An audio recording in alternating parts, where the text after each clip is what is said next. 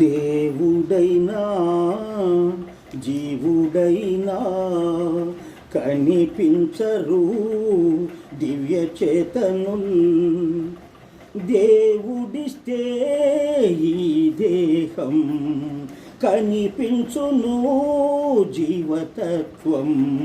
కొంతకాలమే నీ సొంతము, మళ్ళీ ఎక్కడో మరో దేహం. జీవుని పయనం ఆగదులే. దేవుడైనా జీవుడైనా కనిపించవు దివ్య చేతనుల్. ఏ జన్మమూలా ఏ కర్మమూలైనా అనుభవించాలి, తప్పుకోలేరెవరు. ఆలు మగలు ఆత్మబంధువులెంతవరకు, అనుబంధాలు ఆనందాలు ఉన్నవరకే. ఆలు మగలు ఆత్మబంధువులెంతవరకు, అనుబంధాలు ఆనందాలు ఉన్నవరకే. ఈ లోకమే మోహజాలం, కాలు జారినట్టు గోడ కూలినట్టు ఎప్పుడేమవునో ఎరుగలేము.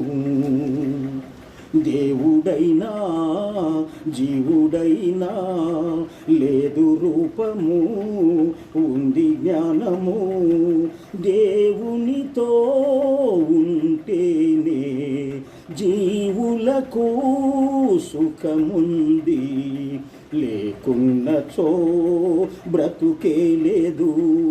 కోర్కెలు తీర్చేవారెవరు, జగతికి మనమే అతిథులము.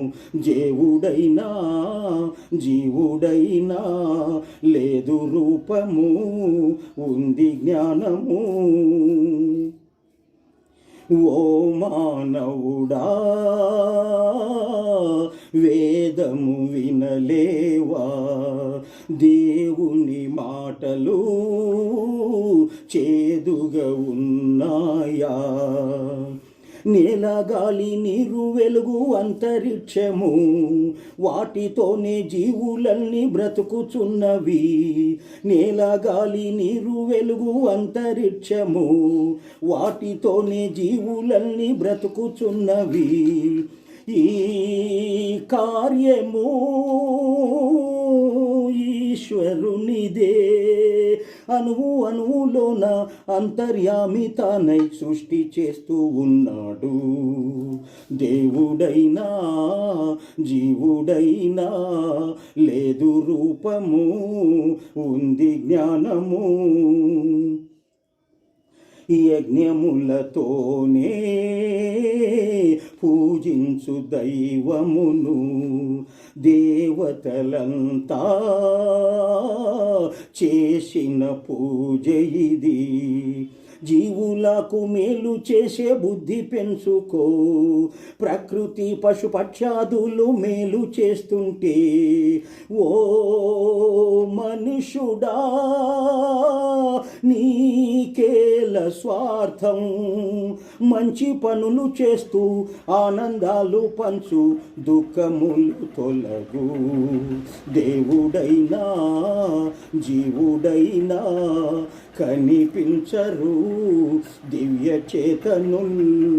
దేవుడిస్తే ఈ దేహం కనిపించును జీవతత్వం. కొంతకాలమే నీ సొంతము, మళ్ళీ ఎక్కడో మరో దేహం. జీవుని పయనం ఆగదులే. జీవుని పయనము ఎప్పటికీ ఆగదు. మనం ఈనాడు పోయాము అని బాధపడవద్దు. ఎప్పుడు మళ్ళీ వెంటనే పుడుతూ ఉన్నాం, ఇది తెలుసుకోండి. కానీ మళ్ళీ మనమే పుడతాము. ఈ ప్రకృతిని ఈ సృష్టిని మళ్ళీ బ్రతకాలి ఇందులోనే. కాబట్టి నేను పోతే పోతాను, తర్వాత ఎటన్నా జావనీలే అని అంటూ ఉంటారు చాలామంది. ఇది తప్పు. మళ్ళీ మనం ఇక్కడికే రావాలి, మళ్ళీ అనుభవించాలి. ప్రకృతిని ఆ విధంగా చెడగొడితే మళ్ళీ మనం ప్రకృతిలోకి రావాలి కదా. కాబట్టి ఋషులందరూ కూడా ఈ ఆలోచనతోనే ఈ క్రియలన్నీ సాధించి తయారు చేసి మన మానవులకు అప్పగించారు. జగతికి మనము అతిథులం అన్నమాట. అతిథులము అనగా చుట్టాలం, బంధువులం. ఇక్కడే సొంతం ఇల్లు కాదు మనకిది.